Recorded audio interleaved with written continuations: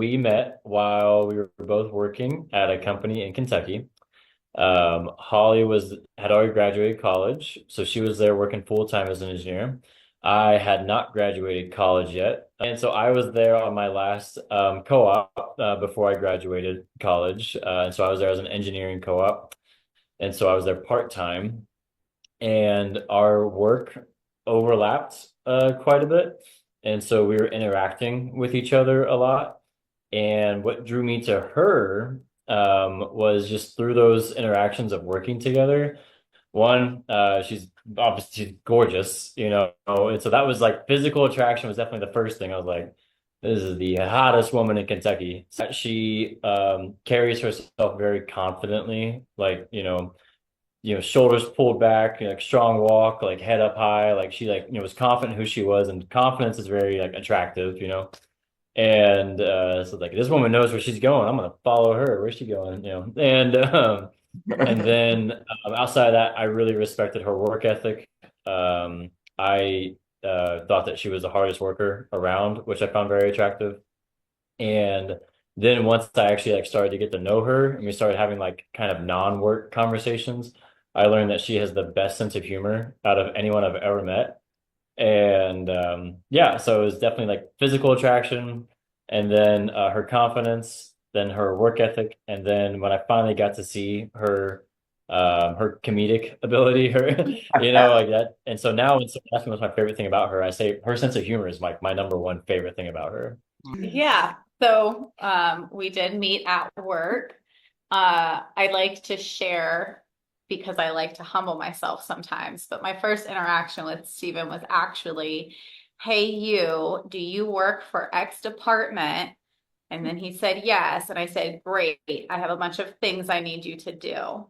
So, not the sweetest interaction, but he still talked to me after that, which is very nice. And I definitely was attracted to him just in general. I thought he looked phenomenal. And so that lured me in to try to flirt. I wasn't the smoothest, but I did it anyways. And then honestly, there was one conversation that stands out to me. We were working like a later shift. And so we were just kind of talking about anything. And we started talking about God and like just futures, like places you want to travel. And there were just like a lot of things that we completely agreed on that was very surprising. And that conversation, I think, stuck with me. And I realized like he was very easy to talk to, even if maybe I wasn't. He was, and that is honestly one of the things that I love most about him. I feel like I could go a couple of ways with that.